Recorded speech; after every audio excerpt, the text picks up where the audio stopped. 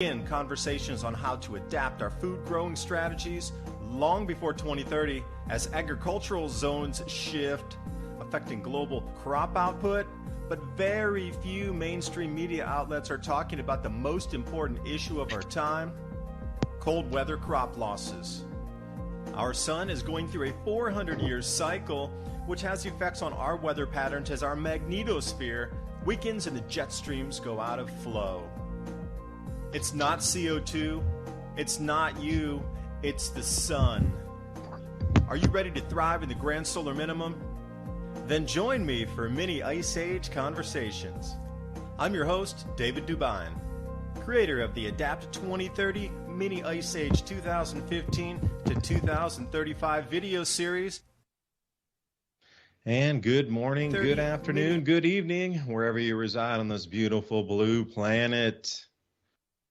Take a breath to decompress. As I start the hour with the Ransom Godwin 420 TV Freedomist Films, I had a question for everybody listening tonight. We see the problems with the food, and some areas are not going to be as bountiful from this point forward growing because jet streams and cloud cells are going out of their normal patterns because the magnetic field of our planet, called the magnetosphere, is weakening on a 400-year cycle at the bare minimum. So one of the solutions is either sprouting grain for cattle and using LED lights for that, or trying to grow vast fields of grain crops under LED lights. The problem is, moving to an all-electric fleet in America, for example, we don't have enough electricity to even run a portion of that at this day. So how long do you think it's going to take to put out infrastructure and increase electrical production to the point where we can grow the United States foods under LED light? That's what they're trying to plan after this and during this, whatever it is, the gears and levers of the machine locking up. So Ransom, what do you think? You think we could go all LED? And imagine how much control and power somebody would have that could turn on and off the lights. I think that they'll try to set up a system where some people get to use LED lights and grow things. Everybody else, of course, that'd be bad for the environment, using up all that resources. So my answer to that is that's nonsensical, because, we're not going to go to a bunch of solar power. The infrastructure's not there. And we know it falls apart really fast, that it's super toxic. It breaks all the time. Our only real choice is for the governments to continue using fossil fuel for a short time until they actually have real, examples of technology that can, and they have the technology. I'm sure you noticed the Pentagon hearings talking about the UFOs, where they all but admitted there are extraterrestrials. Now, they, again, never use that term. But they do concede that UFOs, anti-gravitic technology, is flying around in our atmosphere, and they don't know what it is, where it's from, or, what's going on. So, and they said some, and keep that in mind, because repeatedly they word things in a way. So basically what they're saying is that they have them up there, and there's other ones up there that aren't theirs. They're all but admitting that they have this technology. And I recently saw a article about our, super high-tech FY-22s that are just literally falling apart. They're in shambles. So that tells me that they're ready to scrap that program. And if you've seen in the news, also the mysterious accidental satellite photograph of the aircraft that was out at Area 51 at Groom Lake, and it was under some kind of, tarp that made it not visible exactly what it was, but it was enough for the public to know that they had a big triangle craft. And then, a couple of weeks after that, they admitted that they do indeed have that, and they're flying, and it's supersonic, and no telling what they're going to be using that for. But they are showing that they're about to release the new level of technology, and it's all combining into this weird nightmare, transhuman utopia that they're building here. And I'm saying the crash is happening right now. I mean, from coast to coast, if you can't see that things are unraveling right now, gas prices, power prices, food. You know, we've been talking a long time about the baby food shortage, actually quite a bit longer than the mainstream media. Now they're all over it now, but now it's too late, because now, like in the town I live in, you can go to Walmart or the dollar stores or your usual, whatever you go to, there is no baby food, baby formula, milk formula for kids. So all across. Ransom? Yeah. Transhumanists don't need babies, man. That's true, but until, you know, they get completely converted over to that system, they have what Bill Gates and some others are making synthetic transhuman milk. Basically, it's a synthetic. That's ridiculous. And then this whole baby food right? shortage. I was talking with somebody. They were saying maybe it's to what platform are you streaming on YouTube tonight? Yeah, I'm on YouTube. I'm going to pull back on that one for a second. Anyway, it was a way to get mothers to breastfeed, because whatever might have been in their blood would eventually make it through that milk into the brand new baby that wouldn't have. So that was an interesting one. And you know what? I will say one thing about the electricity. It solves the same problem of everything I just talked about with LED grow lights and greenhouses, but it also solves every single problem of all the power generation you need for an electric vehicle fleet, and it also solves all the problem you need for all the electricity mining cryptocurrency. All they have these Tesla devices that are based on what we're seeing in the skies in these UFO dumps. It's just anti-gravitics. They were experimenting with this in the 1960s.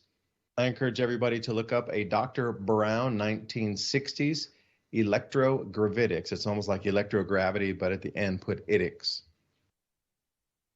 That would solve everything. There would be no more problems once that comes in. But then, you know, the level of control to access that centralized system or supply chain of those devices that'll be in everybody's home or in every city, you know, that'll be a centralized system once again. Like you might think, wow, I got Tesla technologies, I'm going to break out of the system. Au contraire, mon frere.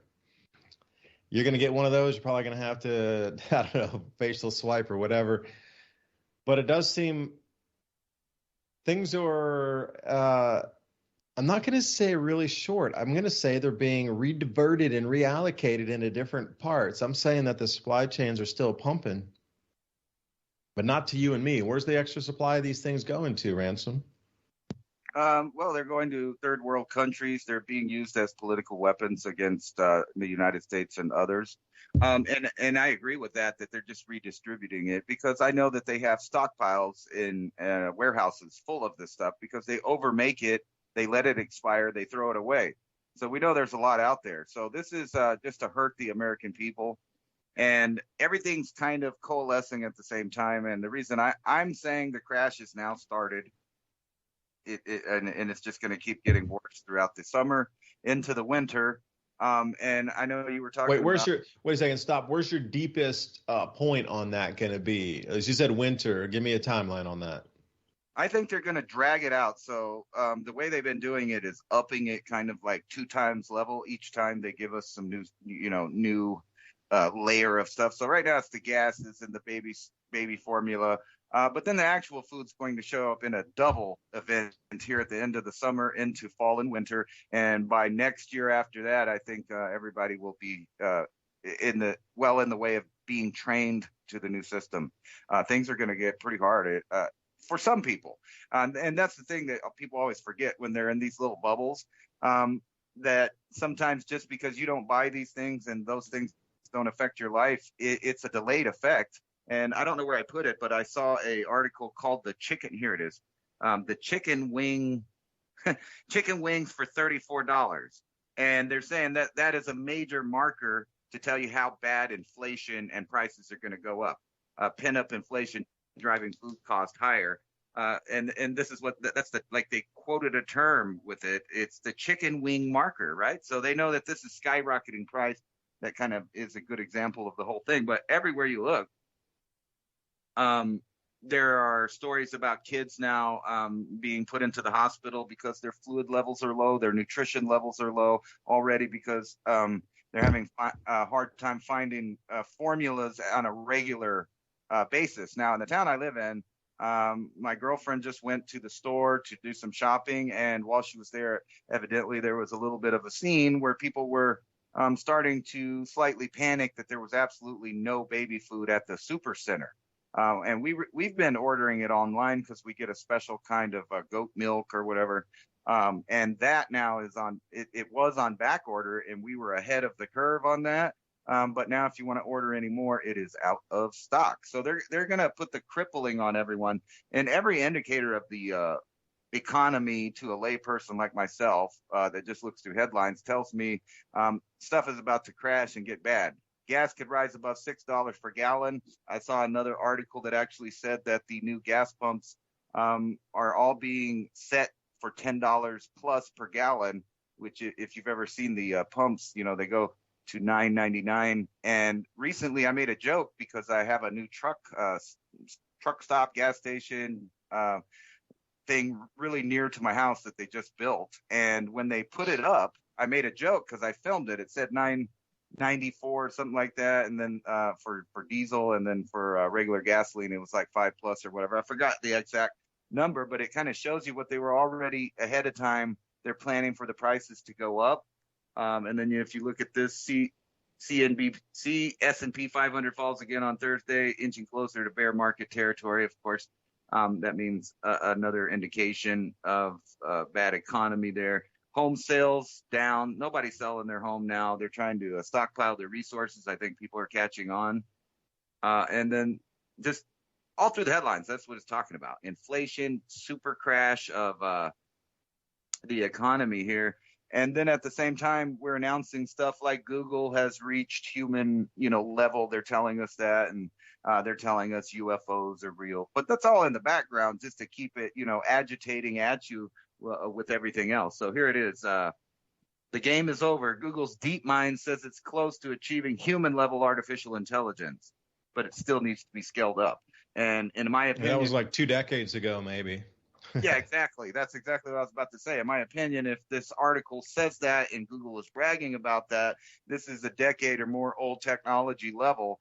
And what they would have now is, and that's what I think they're about to do, is the elite in the military industrial complex are about to show off some fancy new toys. But like you said, don't get excited. They're not going to let you use any of that stuff for like power generation or to build your company or none of that. That would all be disruptive technology in their opinion. Now, they don't mind having their militaries and the upper class being able to take advantage of the new technologies, life expanding, travel, energy. But for the lower class, we're going to be stuck with, failing wind generators and solar panels that get covered in snow and dust and start cracking if they're in the desert too long.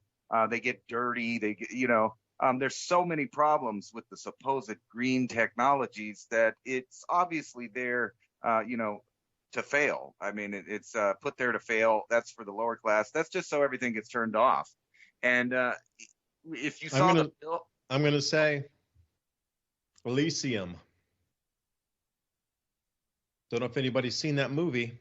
Yeah, absolutely. I really believe that something similar goes on. Now, whether it's on our own planet where they have islands that are not, you can't approach or whatnot, but there's something very similar to that where the technology jump literally between where we sit and where they are is literally that high, unless you're able to get off planet, take in one of their craft to be able to get to these locations or beyond the ice wall, as the many legends say, beyond the ice wall. Yeah. But our government is kind of rubbing this whole collapse in our face. I'm sure you saw that we gave the $40 billion for war in the Ukraine. No telling where that money's going. But that aside, they rejected the small business aid package right before they did that. So $40 billion is okay to go to war. We need that. We have to have that. $48 billion for small businesses, that usually gets milked by the time it gets down, and really no poor people start businesses with the small business. I've been through that whole thing. You pretty much have to be wealthy to begin with, or they're not going to give you anything. And all of the like I was saying, the indicators. So here's another one. More subprime borrowers are missing loan payments. 2008. Yeah, we're going back into that car loans, and this is all stuff I predicted. People are about to start losing their homes, their cars. They're about to go so broke that it's going to increase the number of people that are out there that need resources. You can kind of correlate that to zombies in a way, but this is just going to be increasing. And a real problem with this is that all of these people are no longer putting into the system, which requires more, charities and government assistance, which further collapses the system. It's just like these indicators are showing us that in the next 2 years, things are going to get really tight. And if you're not growing your own food and at least paying the taxes on the you got to make sure you at least give them their bribe money to leave you alone. I think we might have a couple more years where, people that have their resources available to them can actually, wait this out as far as the hunger part of it. But for other people, they're going to be getting thrown out of their homes. They're going to be losing their cars. The jobs are decreasing. And the money's becoming worthless. Everything's becoming more expensive. It is exactly like any movie you could pick out that they predicted, because they weren't just predicting. They were telling you that this is the way it was going to be. And you can just start picking movies. It's really blown my mind recently, the dates that they put on these movies. And it's all around 2022, 2021, all the way to 2024 are the most realistic, and have caught up where fiction is now reality, and people are just not caught up with reality. So, wow, I think the collapse is happening right now. And to cover that up, we are going to go into an epic war. You can just see that unfolding there with it's going to be Russia, China against, I guess they're going to give it some new name like the Allied forces, kind of reminiscent of World War II. But if you realize all of the axis of evil flags are on the other side now, and then you have allies that are the enemies. It's pretty bizarre, is it not? Yeah. It does seem that history is repeating. I was watching this video. Please allow me to find it again on my another browser. I have a non-Google computer here, so I'm using different browsers. Got Brave open right now. And the video was Life in the 1930s. It's a film documentary. It's about the Great Depression, the New Deal, the Dust Bowl, and FDR, and obviously the gold confiscation. Highly encourage anybody out there to watch this video. You are going to be shocked. My jaw literally fell on the floor. You could replace any name with what is now and plug it in here and it would fit. It's the exact set of circumstances, scenarios, inputs, government reaction. I cannot tell you. It literally is 2.0 as close as it can be without being fakely overlapped. It's really, a correlation is ridiculously high on this. It scares me to watch it because, they do talk about food growing and then people not having enough food. But in those times, neighbors knew each other. So if there's a family that couldn't afford the food or didn't, the other neighbors that had more would actually take it over to their house and give them something, drop on the porch, cook them some food and take it over. So, Ransom, when you're saying that you think it's going to get dragged out through the new year and into next year. My whole thing is about, I agree with that timeline moving through 2023 into the next spring planting season. At that point, then what? Because whoever's going to get through the rest of this year is going to be spooked, and I mean frightened, and they're going to really start to go learn how to grow their own food. I mean, if you're inside of a city, you need to get out now. If you're in the countryside, the people that are sort of hobby gardeners are going to become master gardeners. And, big grow gardeners. And I do think that will be a huge thing is moving into the spring. People are going to be clamoring for seeds, and then there'll be a seed shortage. Look for it. Then they'll be clamoring for tools because you need that to plant anything that you have in your house. It'll be a tool shortage. And then there'll be a water hose shortage. Oh, there's too many. Farm and ranch garden hose are out of stock. Can't get any more forever. And see, that'll be the next thing, because people are going to wake up and they're all going to want the same stuff that you should have bought months ago or a year ago, knowing that this is going to be here, that they're going to do a run on tools next. Probably not wrenches and stuff, but I am talking about shovels and picks and hoes and pitchforks and tamping bars and all these kind of things you might need. Hell, I picked up an old scythe from an estate sale. This thing is, I'm talking like Grim Reaper, double hand, you could really cut wheat with this thing. You get into this swinging kind of rhythmy motion, and you barely even swing it. You hardly have to have any momentum behind it to cut if it's sharp. And you're not really swinging to hatchet cut like you would with a machete. It just kind of has its flow. But those kind of things are going to be nigh impossible to find.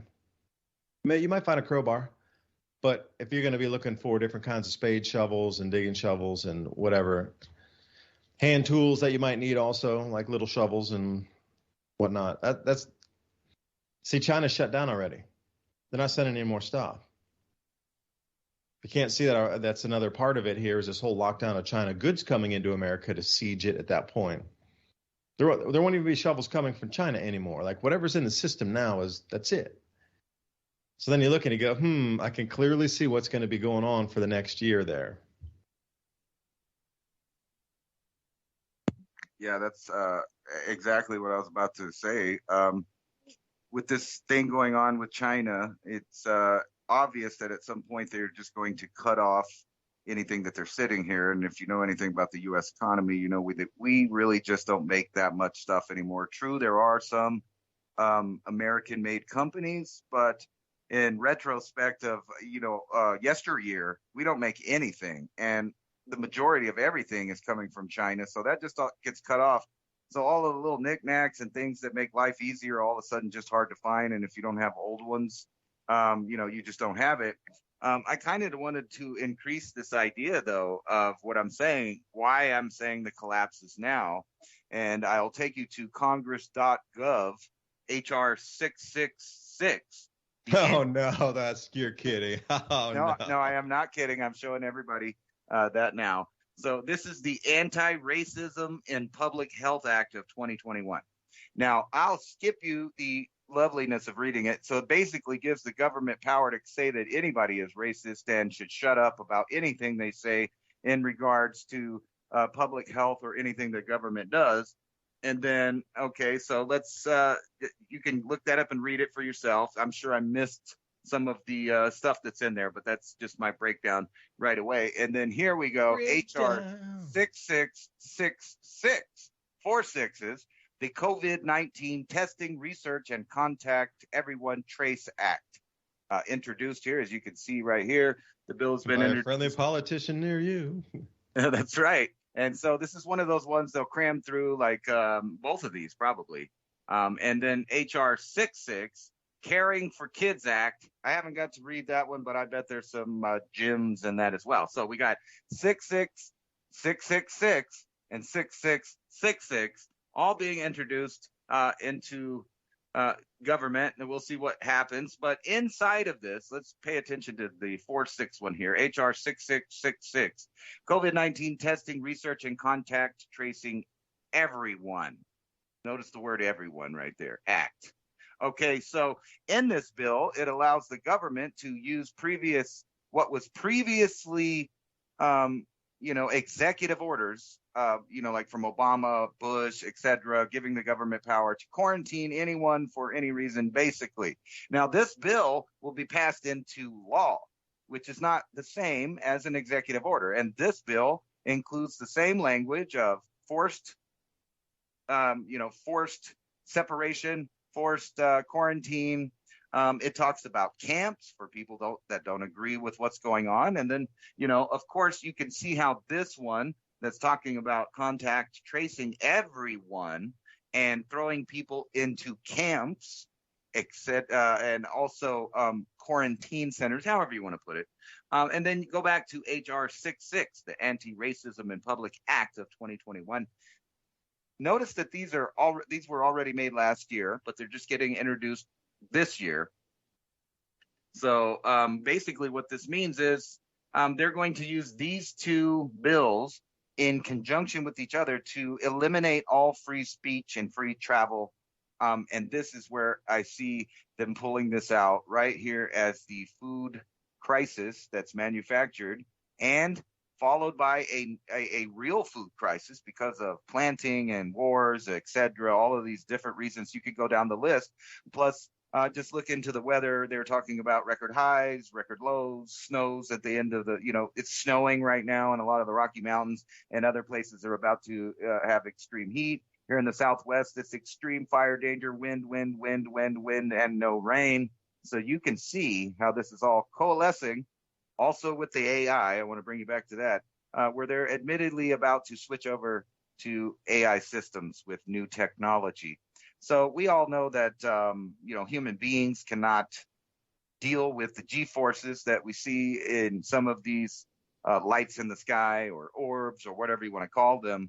There's just no way a human being could, unless there's some technology to protect you from the laws of inertia, there's probably not going to be a physical person in there. So I would expect that if it was a real deal ET, that they would have that inertial technology. But if they were reverse engineered human stuff, I don't see that humans would be able to use that quite yet.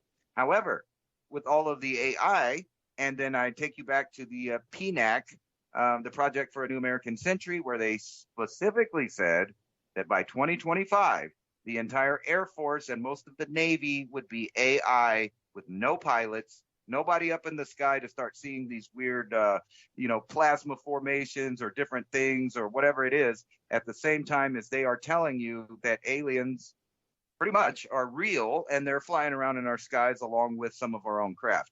So you could take that, that's all of the stuff we've been talking about, and they're all getting ready to deploy it on the basic human being's mind, when the human being should really only be paying attention to figuring out how to grow things and ride this decline into the glacial period, and set up a society that can withstand this long cycle of glacial period, instead of going extinct and having our civilization disappear. Yeah, I think there's a lot of people saying that the cooling is going to be far heavier this time than a 400-year cycle, just based on past 5 million years of recorded climate change on our world. The next step down, when we're with the longest interglacial of any time period in the last 50 glacial periods, this is the longest one. So as the next period of cooling or whatever it is going to step down, and it's not going to warm back up to any remotely close. We got to wait another 90,000 years plus, and we'll get back to those temperatures, minus a meteor strike, of course. Well, Old Man Winter. Check this out, David. Or you say Old Man Winter returning to North America. Oh, can you believe it? Warmest year ever. Snow and high in the 40s through the crop growing zones and low in the 30s. This is the thing. This is going to sweep through the grow belts of America right now. It's going to be lows in the 30s on Friday morning and lows in the 30s on Saturday and Sunday. So any crops that came out, if they're frosted, they're gone. So welcome, Old Man Winter. Yeah, and that's going on right now. But here's the headline on AccuWeather. Surge of heat to bring the hottest weather since last summer. You see how far they go back? After the record cold swings through. Yeah, but what a headline. Like, that's not even, what do you mean the hottest weather since last summer? Of course summer's hot since last summer. I mean, the title of it, right?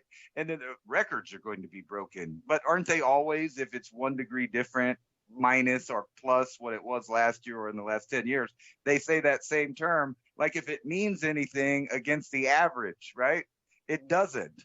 But they do that, and their headline should be, "Hey, it's snowing in the Rockies at the end of May, right? Summer's about to be here." Or in Hawaii, it was snowing in Hawaii a couple weeks ago, right in beginning of May. Yeah. Mauna Kea, blanketed in white. Yeah, first week of May. It was a rare one because they rarely even get snow ever during the entire depths of the winter. But in May, like what? Yeah, but it amazes me how they write these articles like some kind of super global warming event is happening, when what you're looking at on this map, it's showing hot. It says 80s to 90s. Oh my God, it's about to be June. Is that really that weird? Wow, it's 80 degrees in June. Oh, run for the hills, Ransom. Run for the hills. Oh my God, man. Take your seeds with you. Hey, can I mention a story about the hills? Yeah, yeah. You know, when you were talking earlier, you were saying that you could front run something for a couple of years to stay ahead of the wave, but that's just postponing the inevitability of it because eventually that wave will catch up in greater society and overwhelm you, even if you stayed off the system. You know, you're still going to get overwhelmed by the system eventually where it will be everywhere.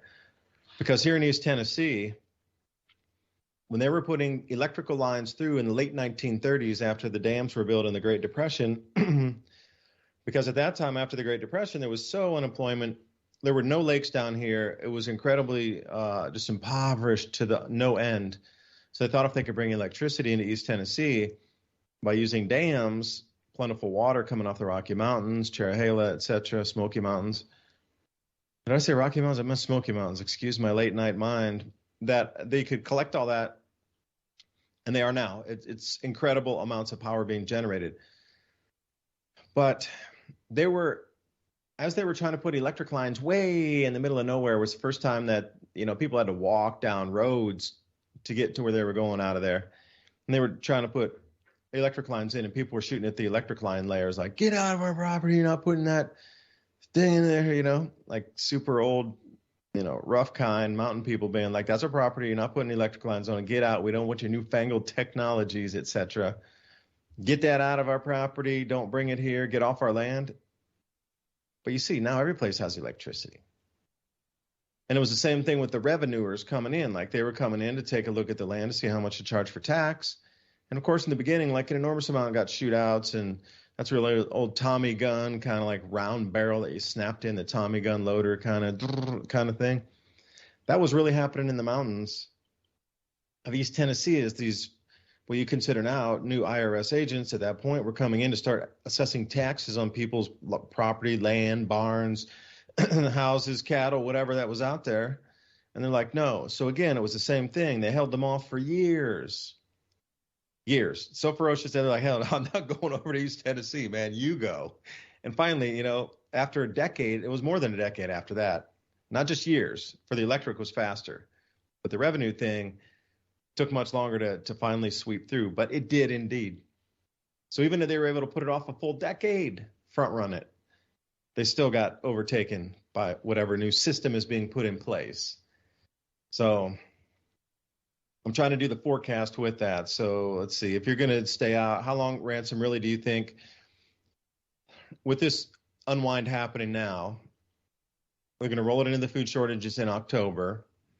People are going to get freaked out through the winter, hungry, not have enough food, not have enough money to decide between heating and eating and driving. One of those will have to be taken away. So you get two of the three for, say, 50% of the American population will be able to choose two of the three during the winter, but not all three at the same time. And if they did, it would be on a very, very limited basis. That's going to freak people out. And then the following spring, 2023, there's going to be a mad rush to go get self-autonomous instantly. Like the entire United States is going to be rushing. Like Home Depot will be cleaned out. Lowe's will be cleaned out. Everything will be cleaned out. People are going, I need it. And then what? Okay, so then we come in through the planting season, and in earnest, I really believe if that, you know, the fertilizer shortages are crippling the markets right now anyway. And there's still a lot out there comparatively what won't be there next year in 2023. So then what happens? Is it just like a level up? Because, Ransom, you always talked about it being two levels up or whatnot. So, you know, playing out for the rest of this year through next individual planting season, in addition to industrial planting on, you know, agribiz scale of 100,000 acres. I mean, where does it go after that? Okay, and then we come in another fertilizer shortage, even less, and then the crops are even going to be less, and then it would bring us into June and July of next year. People planted a lot of their own food. People are growing a lot of food. Theft is coming. People are stealing from the fields. Then what? Where do we go from there? I don't think a lot of people have to worry about where it goes from there. I was just, you know, just maybe I'm crazy or whatever. But you know how we were talking about, or at least I was telling you that I believed that the COVID, you know, it was out there, but I think something much worse is coming the second time around. And the pox. Yeah, if you follow that, and then, you know, where does the money go? So let's just start it before, you know, we're not allowed to talk about it yet because it's still new and they haven't convinced everybody that it's going on. So it may not happen. It may happen. However, if you look right here, Massachusetts guy infected. So it's now in the United States. But before this, the U.S. already had bought millions of the, medications for it.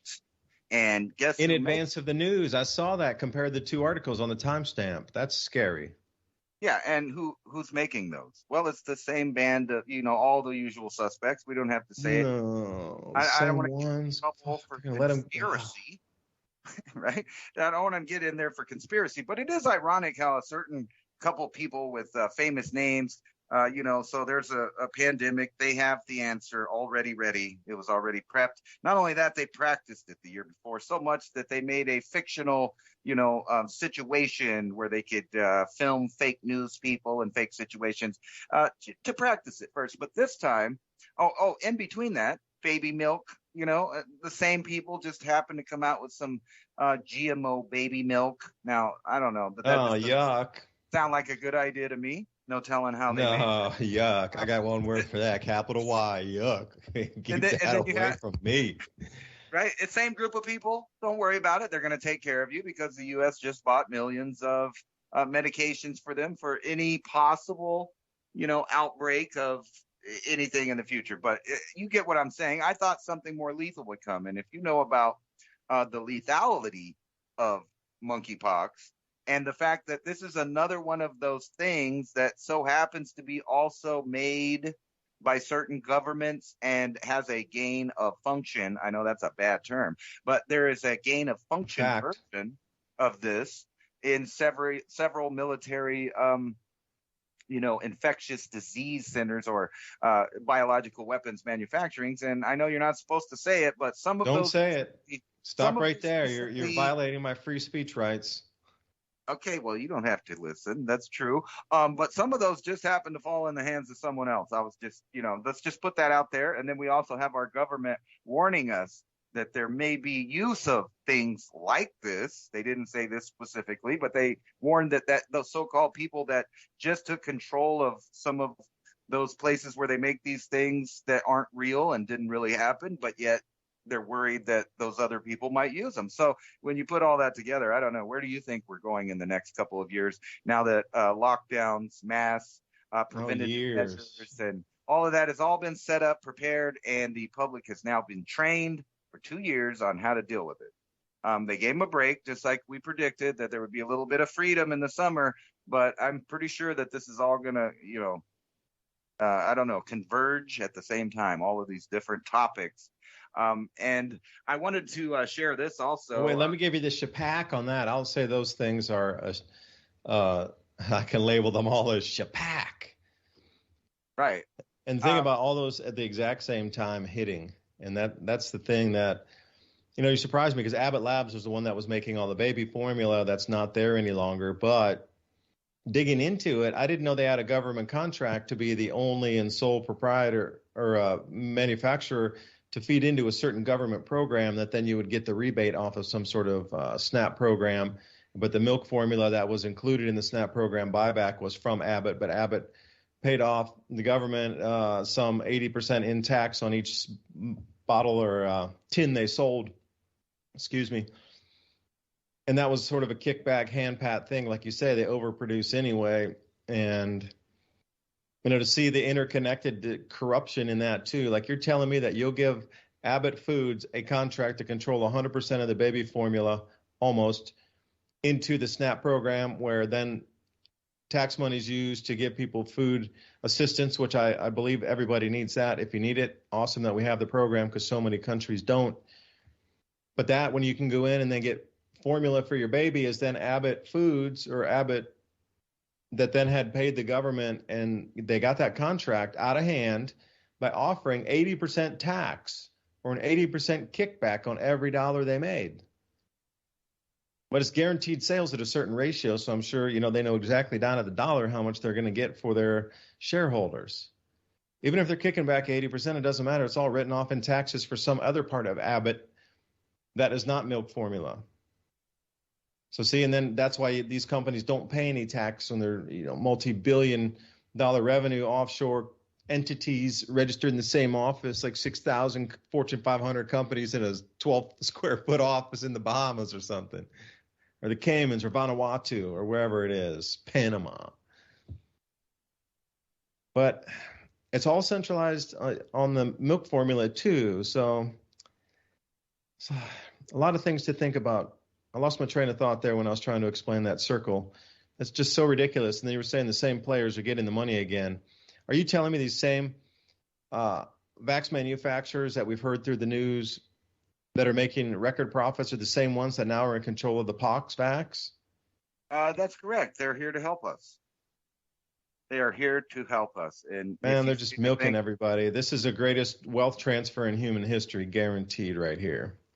Did you happen to see that article I sent you about how they're now? Let me see what they call it. And by the way, for those watching, this website that I'm showing, a woman created this.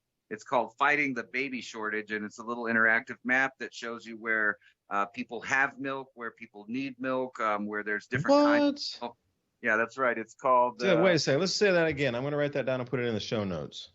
All right. So, guys, can you say it back to me again? Okay, it's called Fighting the Formula Shortage. And it has a complicated link, but I'll give you the link.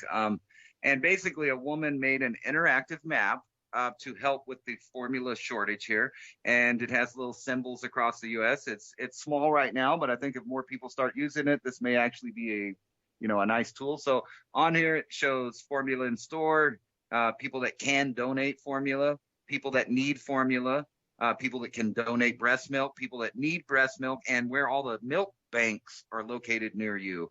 So this is a really cool map. I put it in the chat there so you guys can copy that and spread it around. And if this grows, this could be a helpful thing. But I was thinking kind of the reason I brought this up is because this interactive map can be used for anything as long as there's good communication. So a map can be created just like this for vegetables, for fuel, for, silver trading, for everything. Well, until it gets shut down, that is. I kind of got sidetracked. Silk Road, baby, Silk Road. Your food's going to be the new Silk Road trade. Yeah. So I got sidetracked with that, but that's what I was showing the audience. I forgot to say anything about it. But here this goes. Protocol magazine here. Twitter goes after crisis misinformation right now. So they're now starting crisis misinformation. So what this means is Twitter is going to be going after people that say that things are not the way that they are in the Ukraine or don't agree with that. But if you read further in here, they start talking about everything, health, basic subsistence. If anybody's saying that, the world is going into a problem or that there's a 30% drop, of what is it talking about in here, this company, that they're going to start removing all of this content where you say that there's any problem with the economy, if there's any problem with the war, if there's just anything, maybe you said there's milk shortages and they don't agree with that, which leads me to, did you also see that the the misinformation, the truth ministry, whatever they called it, it closed down because too many people were saying bad things about them and they were afraid that the public would get misinformed about the misinformation ministry. You can't even make this stuff up.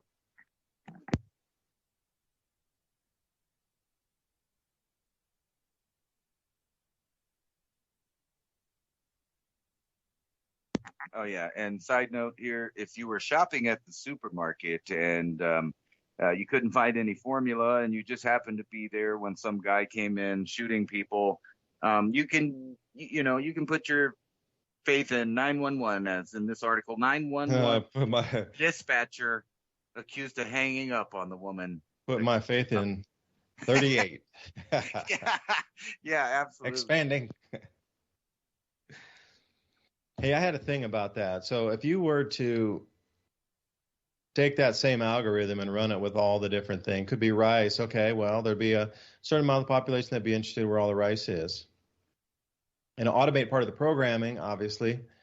But yeah, that would be a valuable thing. Imagine if you could, it could be used for nefarious too, because if you knew where everything was, if you had runners out there, they could buy everything, consolidate it back to a centralized warehouse.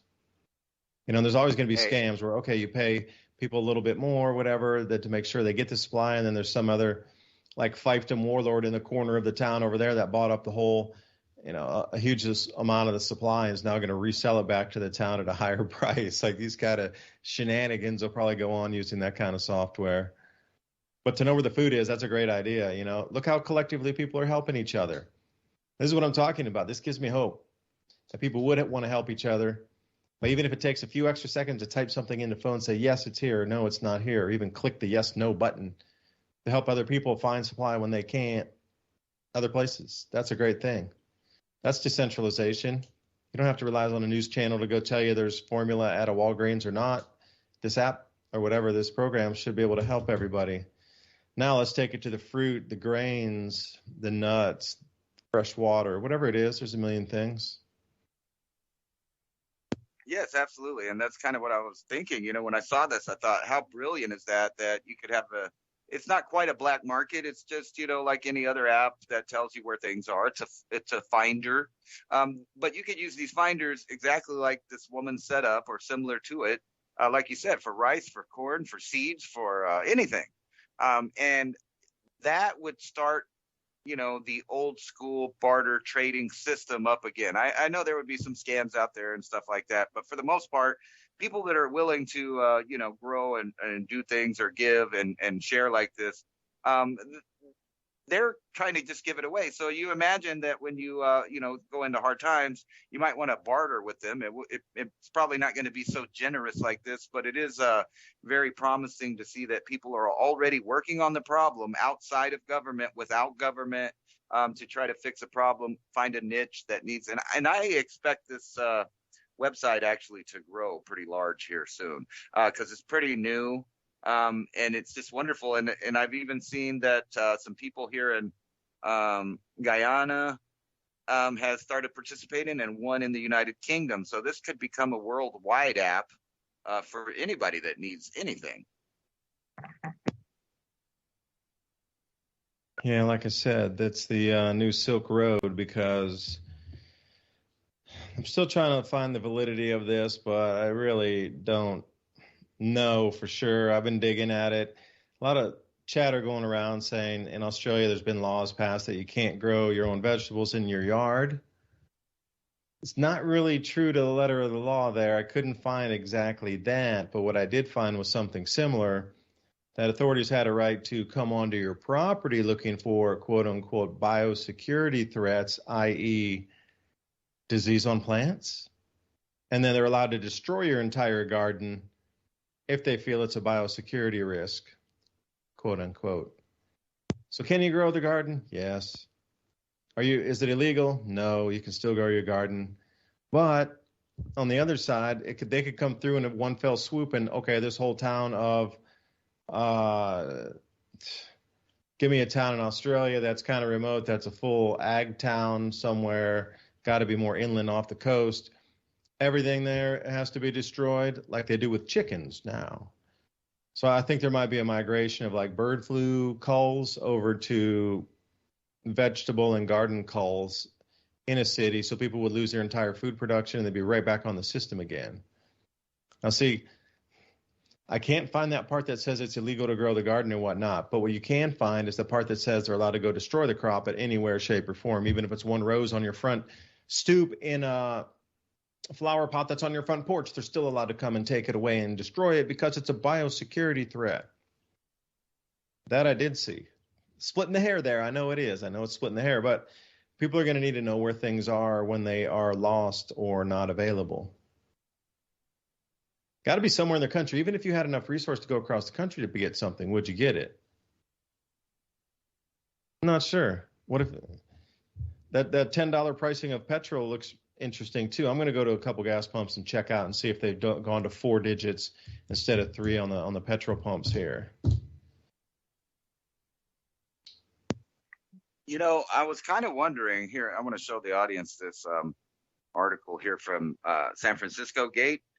Invasive jumping worms have made their way into California, and scientists are worried. And it goes in here to talk about how this Asian jumping worm came in on some landscaping plants. Exactly, that kind of thing right there. Boom. What if it was what do you call it, gain of function insect that could do things and move faster and jump higher or whatever. Like you're thinking about gain of function diseases. What about gain of function insect for that same exact outcome? Right. And from what I'm reading here, this worm is also in Wisconsin, and they're not really sure how it made its way west. However, they're talking about how it's able to eat through thick layers of leaf debris, so it cleans off the entire bottom of forests, and it leaves behind only like these little husks of its older body, the castings of it that have zero nutrition in it. And they're talking about how it can get rid of any birds that nest on the ground. And we're talking, what are we talking? What nests on the ground? The birds let me guess. Gooses, geese. It's all the birds you eat: chicken, duck, goose, and in the wild you have pheasant and all of that stuff. So quail. No, quail's quail good too. Pheasant, yeah. This is just one more thing, that's on there. But it kind of makes me wonder if some of these things haven't been happening already, and that's why all of a sudden a big area of fire burns out of nowhere and no one knows who started it. You never know. I mean, I would just think, how do you get rid of this invasive jumping worms? It sounds like the only way to get rid of them are to just burn them out. There'll always be a few that survive, It's just the way it is. It's what nature's all about, is having so much. And you see those locust plagues too. Like, all right, think of locusts. If you could burn all the locusts out of a field, probably not, because they've tried it before. You see sometimes they'll light the fields on fire in Africa and try to get the heat and the smoke to be facing into the insects themselves to make it so unbearable that they veer right or left away from that location. But yeah, gain of function insects, and you just have to wonder. Already it's pretty dry here, and then it's going to rain for 5 or 6 days straight. But it's going back to that super dry for a while, and then super flood for a while. Super dry for a while, super flood, and then we're going to get like 3 or 4 inches of rain, and like an inch each day, and then it's going to go back to dry for 15 or 20 days, and it'll be back. So something's happening with the weather. Remember, owning the skies, not only aircraft, my man, but also the weather patterns too. So you got to think about, like, how advanced is that research to really drive arc storms onto California or off California to create a drought? Those are the kind of technologies you're looking at in a weakening magnetic field of the planet. So then that's kind of another variable that you'd have to work with. Declining magnetic field. Well, if the jet streams are so wavy now and the cloud cells are so out of their normal flows, it would probably be easier to move them with auroral heating than it would be if the jet streams were locked in place like they were really heavy in the 1990s, compared to now when everything's complete in chaos in the atmosphere. It's probably way easier to bend those systems right now than it ever would have been, because each day they're less locked in as we move through this magnetic excursion. Which is also another thing that's going on. Not a lot of people are talking about magnetic excursion and magnetic poles moving. Yeah, they're not. And what really freaks me out even more than the excursion is the fact that no one's really talking about it, or at least in excess, except for kind of our circles, is the fact that the whole magnetic sphere that protects us is collapsing. It's getting closer and closer to the Earth, and we know that we're headed towards that spike where more burst out of the sun may come our way, and we have no protection. So, is this when we see the lights? Is that when the dancing man happens? Is when people are getting fried? And you can think back into the past. The last time probably this was going on, a lot of them didn't know that they weren't supposed to be out in the sun. There was no way for them to know that they could go extinct from just being outside. And it makes you wonder how Homo sapiens got through that, if not for knowledge of this, and somehow, or Cro-Magnon, whatever you want to call, the dominant species that came out in the end, they had to have some knowledge of this. And it makes me wonder if that's why maybe not only them, but Neanderthal were producing large amounts of red ochre. Maybe they had some idea of this, and that's why they put it on their skin. And maybe that's why Cro-Magnon liked the caves.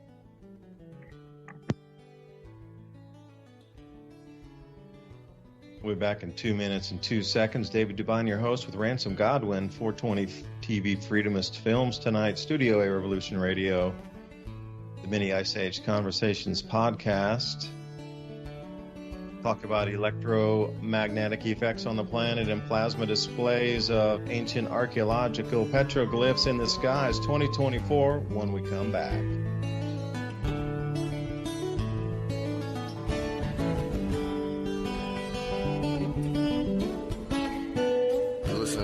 Radio at freedomslips.com, and we'll be right back after this message.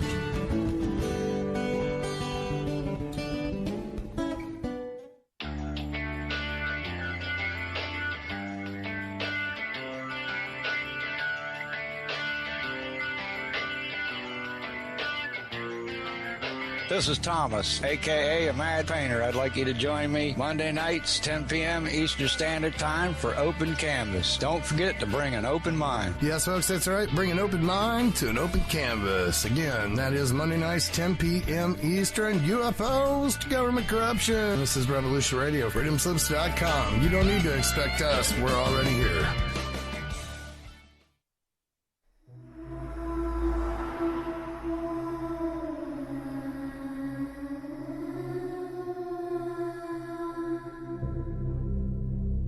Are you interested in the paranormal, murder mystery, real natural law? You enjoy interviews with amazing guests? Then join Crypt Rick every Monday night, 6 p.m. Eastern Standard Time, right here on Revolution Radio. Studio A, freedomslips.com. Crypt Rick's Hyper Thinking. Welcome to the Crypt.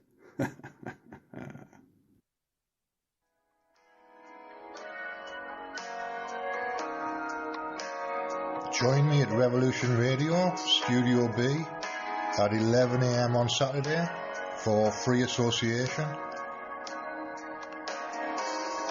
when we take a look at philosophy, spirituality, psychology, social issues, and geopolitics. It's every Saturday at 11 a.m. Eastern on Studio B at freedomslips.com.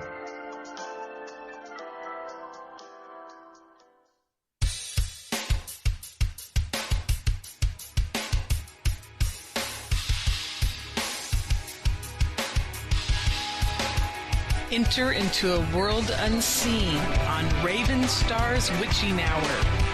You will encounter eclectic topics from the realm of spirit brought into our matrix of truth. With your host, the Solaris Blue Raven. Solaris will bring you an array of unique guests covering topics from ghostly spirits to amazing anomalies, covert technology, UFOs, and shadowy global events. And that's right here at Revolution Radio, freedomslips.com, Saturdays, midnight till 2 a.m. Eastern Time. Revolution Radio, where information never sleeps. Let the magic rise.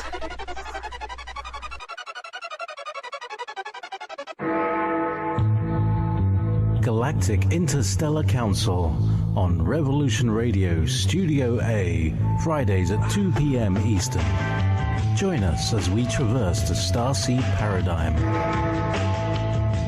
as expressed in the time-space continuum that we know as the divine expression of love and light. Integrating this conscious unity into the galactic paradigm. So welcome all, both terrestrial beings and galactic beings as one. So be it. You're listening to Revolution Radio.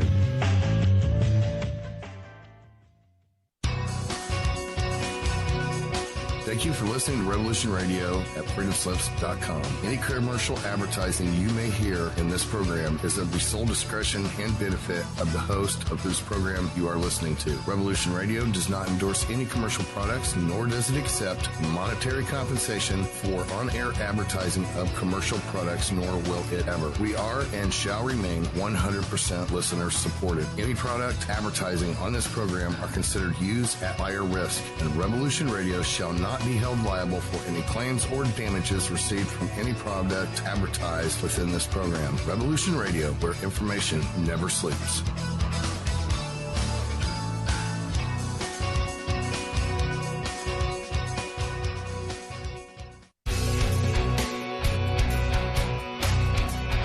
All right, thanks for listening while we take that short break here at Revolution Radio, freedomslips.com. And yeah, we're going to get back to your host.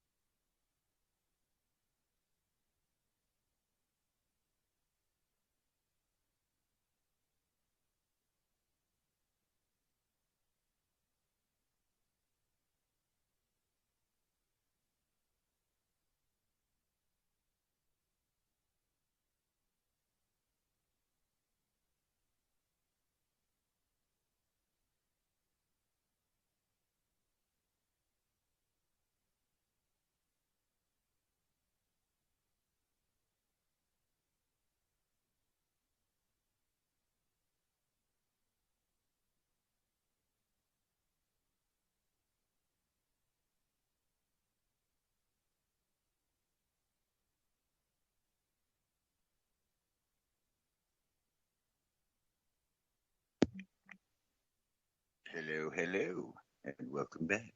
Oh, and welcome back. That was my bad. I had that thing on mute. I was watching a GIF of record cold sweeping all the way down to Mexico through the 27th of May, and I was talking at the same time, and I'll try to narrate that. So let me dive back in to say the cold that's coming is going to really strain crops at the best and wipe them out at worst. These changes that we're seeing right now, electromagnetically, Ransom and I before the break were talking about how through times prior, electromagnetic shifts, magnetic field of our planet changing allowed more radiation in. We're talking on grand cycles of 100,000 years or whatnot, but what's happening now, obviously, is in motion. We see so many dots connecting across so many spheres of information to be able to make a wider picture of, yeah, the crop losses are here. Well, they were on a 400-year cycle that was expected. Overlaying now with all the economic woes, and we just look back in past, and it's a twisting of legends and prophecies from thousands of years ago overlaying on now exactly what we're seeing. So something significant is happening to this juncture. I say we're stepping down in temperatures, and yes, magnetic field is going to decline to a rate where either you might not be able to grow stuff or it really will affect life on the planet, especially at the higher altitudes on mountaintops.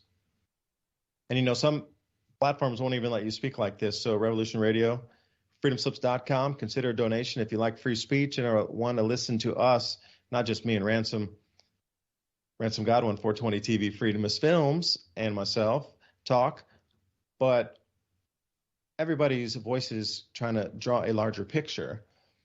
Because there's so many levels here that things are matching up that something grand is here now. It's not inbound. It's already started. Gargantuan would be a good way to put it. So civilization shifting, maybe an end to one thing like the Mayans. It's not an end of everything. It's the end of one system, one cycle, and the beginning of another, which truly we're seeing now. If you can't see that, we're moving into a new system, and the old one is being taken away. I'm sorry.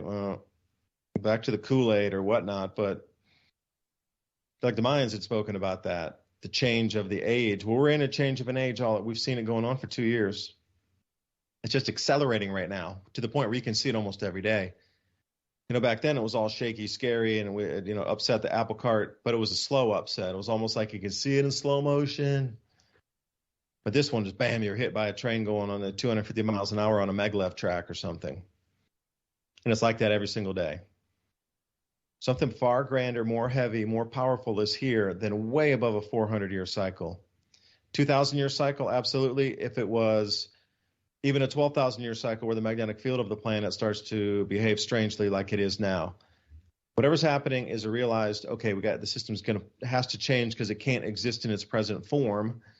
So the elitists are trying to change it in their image of what it will be, and a lot of people are trying to grab onto it to pull it back to where it was. And it's somewhere the ripping of the threads are in the middle here.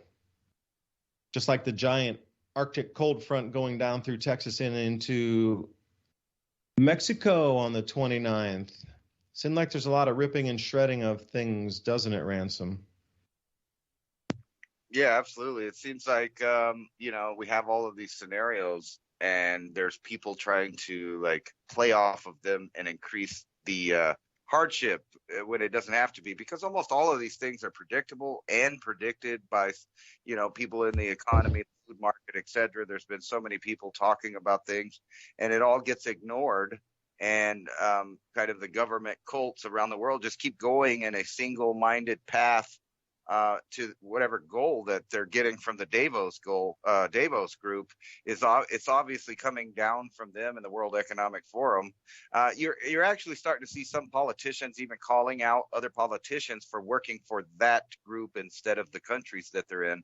And that's only going to lead to more, issues as far as distrust amongst nations and the people of the nations. But I think, I was kind of talking earlier about this mysterious aircraft spotted at Area 51, and I was going to show them because I couldn't find the one where they unveiled it. So they admitted to having this, and I couldn't find actually. Well, nothing sneaks through Google Images, man. Nothing. How many times have you seen something really sneak through Google Images? They scrub that so heavily. Yeah, it's weird. I can't find this article that was actually from the same actual news site, which is the Drive, the War Zone. Or I should say Google Earth, excuse me. And here it is. Here's a picture of this triangular craft, and I saw another article that was talking about it too. So this thing's supposed to be able to go really fast. And I think this is even old and not really what they're going to be putting out. Otherwise, they wouldn't have pulled it out with this weird plastic bubble around it and then admitting that is a new future fighting fighter jet that they're about to unveil. And then I also talked about our high-tech one, the FY-22, which, by the way, can be retrofitted to fly by AI, because actually they had already changed those planes to be all fly-by-wire, and the pilot really just doesn't do much. He's sitting in a computer interface. And these future jets, back to what I was talking about, if you start to get these anti-gravitic technologies, you don't need a pilot in any of this stuff. But how would this stuff start working in the next era if we indeed do have issues with our magnetic field? Now, I was just sitting here reading. I mean, I should have known this already, but I kind of get foggy on the details of stuff. So I was looking at it, and it was talking about the last time we had kind of conditions was 42,000 years ago. So where does that fit into the cycle? Is that not about the time that our version of human beings kind of popped up and started making their mark? And it's also about the time when the Neanderthals disappeared. And this is the last time that the magnetic field around Earth collapsed to a point where it was very small, and a magnetic excursion like you were talking about.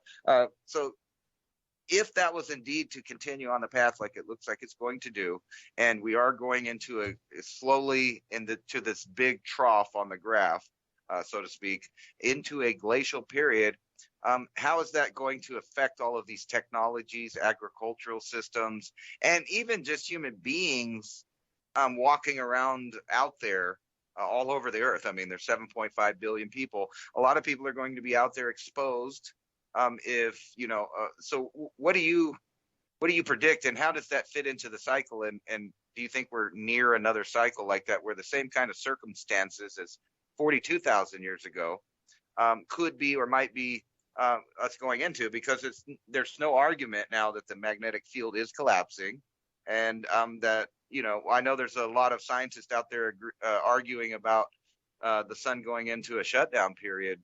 But where are we actually on this graph? So we're right at the peak, if I'm to understand it right, where we would be going down into the trough right now from now on. And this is also the same time that civilizations kind of on the smaller heartbeat go out. We'll have a couple answers with that. So those on the planet's surface who are left, stay away from the mountains, but then stay away from the oceans. Because if you go back in ancient Egyptian, way before Cairo was the capital, they talked about an event where everybody on the mountaintops was scorched. Well, that would make sense if the magnetic field collapsed to the point where UVB radiation was hitting ground level, or UVC was actually hitting directly the mountaintops, or extended UVB on the mountaintops. I mean, it's hard enough when you're walking out in the open to get scorched and sunburnt with just regular solar conditions. Now, amp that up to something that you can cook food with and put you in the center of it and leave you there for several hours to roast in the sun. It's probably going to go through your clothing as well. So that does give credence to why ochre, the color, the mixed pigment along with clay or whatever, was smothered all over the body. And you got to wonder, like, how thick was it? Like the renditions of the olds that they give us of the Neanderthal, it was like what we consider like makeup, it's on that thin. What if it was like an inch thick? And they had helmets too. They made helmets of straw and these types of things. What if it was 2 inches thick and he had to wear like a mud helmet outside to reflect the UV reflectivity and the UV damage off? But again, the same legends talk about there was a meteor that had come through apparently and done this, burned and scorched the hilltops. I think it had something to do with the magnetic field and radiation myself. But then the debris from that hit into the oceans and sent tidal waves far inland. So they got both. There was a Goldilocks zone of just being not on a mountaintop or top of a mountain range, but not being near coastal where you got tsunami coming in. It was like right in the middle zone. So that you already kind of know where some of the danger zones would be based on what the Egyptians had described in pre-dynastic periods. But 42,000 year cycle might be a little small, because I was, as well as a few others, looking at about a 500,000 year cycle, 400,000 year cycle. But, what is it? I mean, even a 400-year cycle would wipe out what we understand as regular civilization or economies today. Just a 400-year cycle, a 2,000-year cycle would absolutely destroy it, rip it to the ground. But a 500,000-year cycle or a 400,000-year cycle of coming into incredibly low solar activity, because you hit it on the head. Like the solar shutdown, that's the Birkeland current inflow powering the star. So they must have already mapped that out, that there must be a super almost dim down switch happening on the 5th cycle of every of these ice ages. And I think that's where we're going, is what you just described too. They're also referencing the 0 point where it comes to that low activity where it almost dims out to, it's still visible, but it dims considerably. You're referencing that, and that's exactly what I'm talking about too when we come into one of these cycles. So is that the precursor that the sun turns white after it turns yellow? Because John Casey on his book had a blue tinge to the sun. Like, how would that freak humanity out in the next year if our sun turns blue from white, or bluish tinge in 2024, really blue, just before the shift? So 42,000 years, 500,000 years, 400,000 years, 400 years, 200 or 2,000 years. It's going to be one of these huge iterations. 12,000 years, which is I don't know, whatever it is, it's massive. And, I'm looking at the sort of these spiritual enlightenment periods too, and like literally consciousness jumps during this time. Or if you could separate your entity and the physical, you could realize that it is consciousness. Or perhaps, they always talk about jumping to new worlds. Of those who get that even for a second, that it's instant teleportation or something. It's in a new reality of sorts. Jump through that veil. If you can disconnect those two. So where do we really sit? I will make a couple predictions though. So we talked about the food and how people are going to be spooked. next spring when they want to grow their food. And then since China's shut down, not sending goods, and there won't be enough shovels and sort of thing for everybody who wants it. But as we progress through, I think people become more innovative. And there's a lot of scrap laying around the planet right now, like a lot. So maybe people will just start refashioning unused stuff. Like we used to fabricate a lot of stuff in America. And we're not talking about making steel in a steel plant. It's talking about rebending the steel into a shovel, rebending the steel into a hoe or a digging instrument, or repurposing some incredibly heavy steel into a tamp bar. Like that's, I'm not going to say incredibly simple technology, but in terms of running a smelter and getting iron out of that, it's way easier just rebending it, remolding it, cutting it, blow torching it, whatever, to get it back to that right shape and then hammering it out until it's a finished product. They've been doing that for thousands of years. It can be done, but at the same time, these electromagnetic changes, this is the X factor here. I don't have an answer as much as anybody else, but magnetic field's going to change way more intensely during 2023 as we proceed into October of 2024, which would be the greatest, I'm not even going to say disruption, I'm going to say the greatest level of change of the magnetic field based on where the 4 gas giants in the outer solar system sit in their what looks like a configuration of a square. This lineup only happens once every 400 years, and we're back in it again. But the electromagnetic changes on this multi-thousand-year cycle, in addition to this is one cycle within probably hundreds of cycles that are culminating now, if not dozens of very powerful ones that you could see clearly, like the gears in the back of your watch. That's where we sit today. So you're going to see lights in the skies, so don't allow that to freak you out.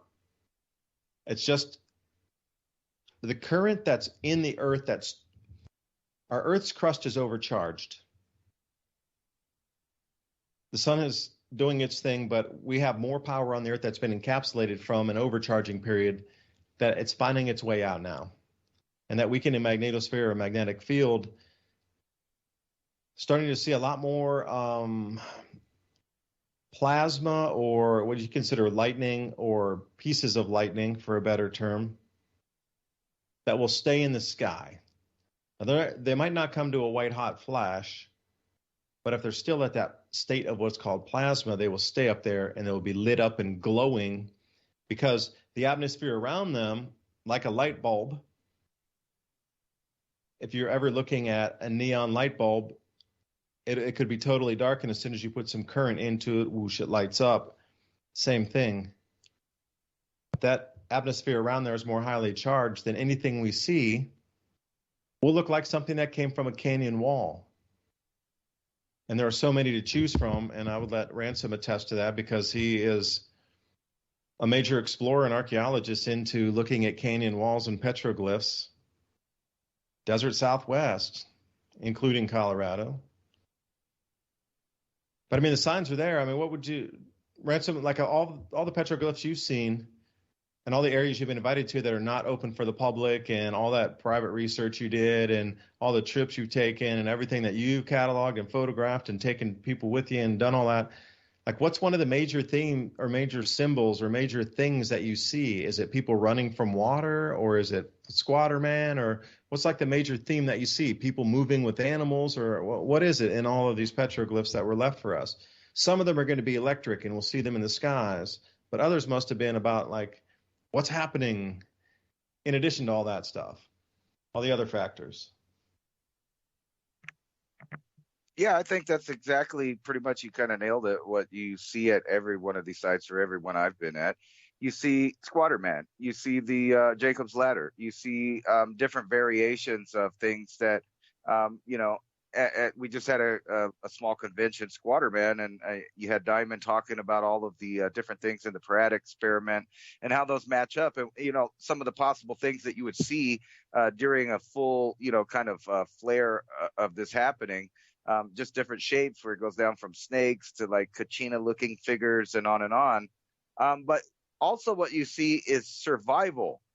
And that's a major, in my opinion, a major part of all of these glyphs is you'll see them corralling animals. they'll show you where the animals are. The one near me, Three Rivers, is kind of very different than the other ones because it puts a lot of emphasis on the mountain next to it as far as water, food. Like you see glyphs of fish, crawdads, deer, elk, a cougar, bear, etc. And it shows you these rivers. So this is some place that they were going, that they were writing down how to survive. But at the same time, you have these older glyphs that seem to be all over the place, the kind of archaic kind that mostly show lots of circles and big eyes and things that you would see in a tourist field. So they seem to be all interconnected as far as whenever each one of these times happened. You mean from a prior time, before this latest calamity? Yes, absolutely. There's layers of different time periods where they were seeing probably different kinds of plasma. That's why it looks slightly different. But the emphasis is on survival. Like when these times come, they know that they need to gather their animals. They need to go to these places that'll have water and that will dry up. I kind of wanted to ask you, on the same trip, what kind of technology conversion would we have to do as a technological civilization now to navigate a world with a different magnetic field and more radiation and the possibilities of not only low solar output, but sometimes big burps towards the Earth as far as CMEs go whenever the little sunspots develop and spit stuff Earth facing. What kind of technologies would you really need to get around the Earth and do stuff if you couldn't really spend a lot of time on the surface as far as being exposed to the elements, the cosmic rays and solar particles that are raining down upon you? And my opinion is kind of circle back to the Neanderthal. For some reason, they were mass producing red ochre. However, we don't really see them using it as much as Cro-Magnon man in the way that Cro-Magnon man was putting it on all their graves. And there's some Neanderthal grave sites that I think might have it too. But this was going on all the way up until like the end of the Ice Age. You got the red paint people and all these other really prehistoric peoples in the Americas that were also using red ochre on their graves. But then think about the Minoan and other people that wore it all over their skin.